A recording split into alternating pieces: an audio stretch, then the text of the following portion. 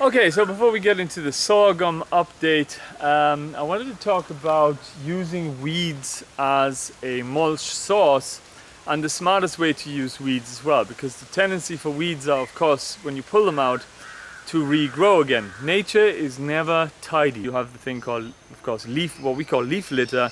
It's nothing, it's not litter, it's actually just leaves falling onto the ground and protecting the soil layer, feeding the soil, helping fungi grow, and all sorts of important soil life as well. So nature's been at this game for millions and billions of years, as long as life exists on this planet basically. And this is the way it works. And that's what we're trying to, of course, copy, because, you know, evolution had that much time to actually do this. So that means that this is actually a smart thing to copy. Now, what I've done here is as I was weeding, I started placing banana leaves next to each other like this, and I put the weeds on top of that in order to kill them. And then those weeds then become, of course, compost and nutrients. And weeds have, basically, they have, of course, as I mentioned, a whole array of different nutrients, but some weeds will have more than others. Even like plants, like bananas, will have more phosphorus and potassium than other plants, but all plants will have them because they need them in order to grow. The same for like this nitrogen fixing tree up there. Can you see that one there? It's that big one there. And all nitrogen fixing trees are basically anything that has a pod or that kind of feathery leaves. Both of those things, you know, it's a nitrogen fixing tree. For those of you who live in the West, alder is actually a good nitrogen fixing tree, just to mention that as well. So what I've been doing is, as I'm adding this, I also, of course, as I'm weeding away the weeds, that soil needs to be protected right away. So I add, you know, another leaf of banana on top, and the weeds can't regrow. And weeds are, of course, you know, our vegetables were once weeds, so of course the weeds are way stronger and can win out over vegetables. And they may even grow on top of, you know, banana leaves, but only maybe about 10-20% of them are actually making it. This one in particular is a really bad one. It just starts growing. What I do is I just go along and just turn them upside down, and then it's finished. It's a really good method of protecting the soil, and this is really a no-dig method. And that's why I'm mentioning it here now before we get into the actual sorghum update. One thing I want to mention is about compost is something you can actually make compost by taking all those weeds or whatever materials you got available, but you want to really, you know, utilize that organic matter in its state where it hasn't turned into compost, because you want things like earthworms to come to the surface. You want all that life in the soil to benefit from that mulching, from that. They can actually eat all that, the fungi and all sorts of the bacteria even. All that life in the soil needs to actually dig the soil for you. And that's how nature actually does all its digging. Nobody's going in there with a spade or anything like that to do that.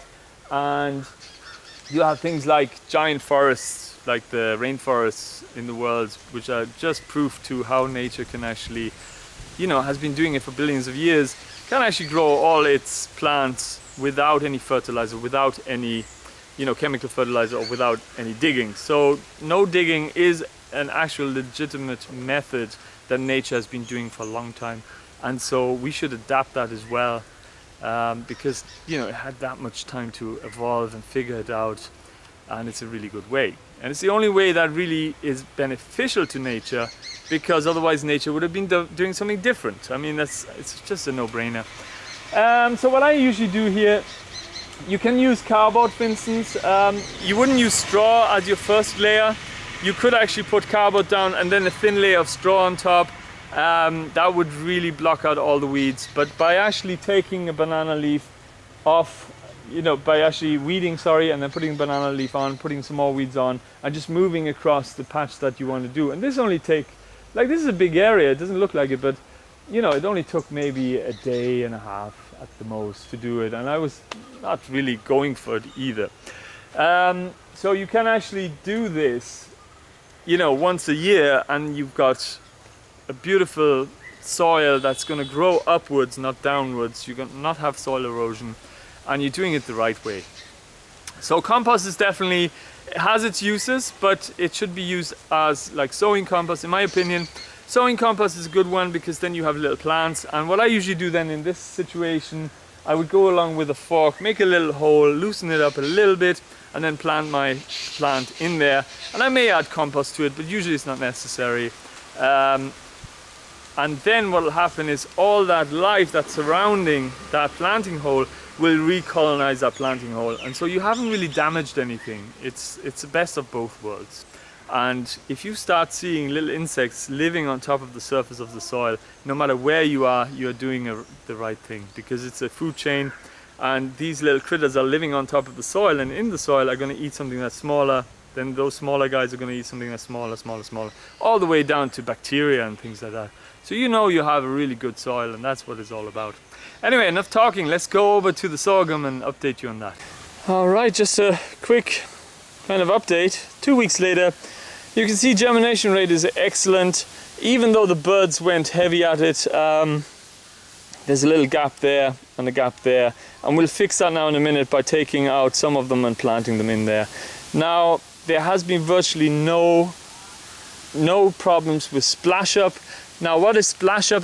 It's not a real term, that's what I'm calling it. Basically, in my experience over the years now, what happens is if you have bare soil during a monsoon time, and we've had literally, like, the last 2 weeks has been some of the heaviest monsoon rains. What will happen is the impact of those heavy droplets, they come down with such force and so much of it that the soil splashes up and sticks to your plants and rots them away. One reason you can't actually sow during the monsoon times, but this method just gets rid of that altogether and really goes to show that it really protects the soil from soil erosion due to rainfall. What else is there? So some of these now are quite big. I'm going to take out now 50%. I don't want to take out too much just yet. And I probably will give them a one-time feed of nitrogen in the form of cow urine mixed with some water, because they could probably do with that, because this is of course a high carbon mulch and the roots are not that big just yet. Now they do look, it's normal that they look like very thin like this. This is, people always think, my God, this sorghum is never going to make it because they're so thin, but this is quite natural, this is normal, and then they turn into really big heavy plants. Okay, so 2 weeks later, and as you can see, we are doing really fantastically. I've already weeded that one down to 50% again, so I'm going to do the rest now in a minute. And I like doing 50% because, you know, the ones that are still in there, the baby ones, are still kind of helping the big ones to grow by protecting the soil, you know, creating sugars, of course, as I mentioned in the last video, and feeding those. You can see there is actually, all of them look really well. And I never actually put any cow urine on it. I only put it onto the first row, which looks actually not as strong, but basically, don't forget I weeded it down about 50%. And what happens is the roots actually spread into the soil deeper, finding nitrogen, you know, at the surface. Obviously, there wasn't that much nitrogen because it's getting kind of gobbled up by this high carbon hessian bags, and of course the biochar that I threw on top as well. So that worked out really well. One really amazing thing I want to show you as well, and this suggests we can do things like seed bombs. I mean, these actually just germinated on top of the hessian bags themselves, and it's growing really strong and it's very happy. So what a seed bomb is, basically you take some a spray can with some water inside, and then you spray onto the seeds, just kind of wet them, and then you roll them in some dry clay. You wet them again, roll them in dry clay, wet them again, roll them in dry clay, and then you have a nice coating surrounding the seeds, and you can just put it on top of your straw or mulch, whatever you're going to be using. Bearing in mind that the mulch you're using has to be thin enough so that the roots can actually penetrate into the actual soil and start taking up nutrients. If you stick them into a thick layer of straw, they may not survive as well. So just a quick update, and yeah, I might actually finish the video here and just show it to you like that, or I may actually just do one more update after this. Alright, so you can see we have something different going on now. Just as one more little mini update. It's the next day actually, and I put on this coconut coir, and you could use anything actually for that. Reason being is because certain plants will actually make secondary roots higher up on the stem. It's not to do, you know, nothing to do with weed prevention. Eventually, as these grow anyway, they'll shade out the whole area. It's more to do with trying to get, yeah, these roots to form, and that has two reasons. One, it's a stabilizing effect, and the second, of course, is, you know, these roots can actually take up more nutrients. The more nutrients they can take up, of course, the bigger the crop. And you have tomatoes, you have even chilies doing that. You have, of course, potatoes. You earth them up as well, and what else is there? Sweet corn would be a big one as well. And normally at this stage you would actually earth them up, but we can't do that as a no-dig bed. And after about 1.5 meters, these actually usually do send out those secondary roots, especially if there's weeds growing around them, because there needs to be some kind of moisture content surrounding the stem for them actually to send them out.